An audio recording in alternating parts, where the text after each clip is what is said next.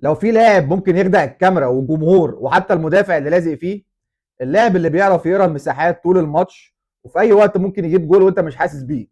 اللاعب ده بيتقال عليه رومدويتر. انا عارف انه اسم غريب شويه، بس تعال احكي لك قصته. الروميديتور دوت بدا في السبعينات، او الفكره دي اتولدت في المانيا بشكل خاص. وجذور المصطلح اللي هو رومديتور راجع لمفهوم قديم اسمه اللاعب الحر اللي كلنا عارفينه.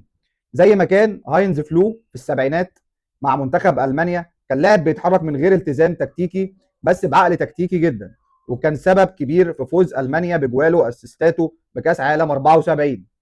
ومع الوقت لما التكتيك بقى منظم اكتر، ظهر لنا اللاعب الالماني اللي كلنا عارفينه بالظبط، هو توماس مولر. سنه 2011 مولر اتسال في مقابله: انت مركزك ايه؟ هل جناح ولا مهاجم ولا بلاي ميكر ولا ايه ملتك بالظبط؟ فجاوب بمنتهى الهدوء كده وقال: انا رومديتور. الفكره ان المصطلح ده او الكلمه دي ما كانتش موجوده في كتب التدريب وقتها، مولر اللي اخترعها حرفيا. وده كان بيلخص كل حاجه عن مولر: ان هو ما كانش ولا اسرع ولا امهر لاعب، بس دايما موجود في المكان اللي الكوره لازم تروح له فيه. وهنلاحظ دايما ان توماس مولر بيتحرك في المناطق الاكثر خطوره في الهجمه، اللي هي بتبقى يا اما ورا الباك او ما بين قلب الدفاع والباك، اللي بتبقى معروفه بالهاف سبيسز. والمناطق دي دايما بتنتهي الهجمه بيها باسيست او جول، او بتمثل خطوره على الخصم. المدربين اللي اشتغلوا معاه فهموا ده.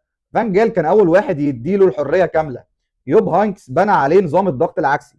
وفليك استغل وجوده كنقطه توازن بين صلاحيات الاجنحه والمهاجم.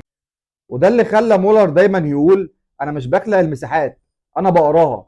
ودي جمله عبقريه جدا دلوقتي، لان الكره دلوقتي بتعتمد على الداتا والتحليل، واللاعب اللي بيعرف يقرا المساحات اسرع فرقته بتكسب. ولو بصينا على لعيبه قريبه من الفكره دي النهارده، هنلاقي كاي هافرتز اللي بيحاول يقلد توماس مولر في الحته دي شويه. وكان عندنا دي ماريا مع مدريد، اللي برضو كان بيتحرك في الهاف سبيسز اللي اتكلمنا عنها.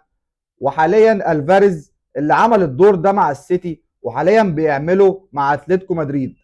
طبعا كل اللعيبه اللي انا قلتها دي ما ادتش الدور بنفس المستوى اللي اداه توماس بولر بالعقليه بتاعته. اللاعب ده ما كانش جناح ولا مهاجم ولا عشرة، اللاعب ده كان فئة لوحده. الخلاصة ان الرومديتور دوت مش مركز، هو حالة ذهنية.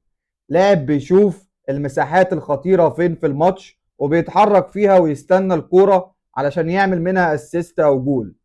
فلما تلاقي لاعب مش ظاهر طول الماتش وفجأة تلاقيه ظهر من العدم وجاب جول او تسبب في جول، ما تقولش عليه ده حظ، قول عليه ده فيه بذرة روميديتور صغيرة.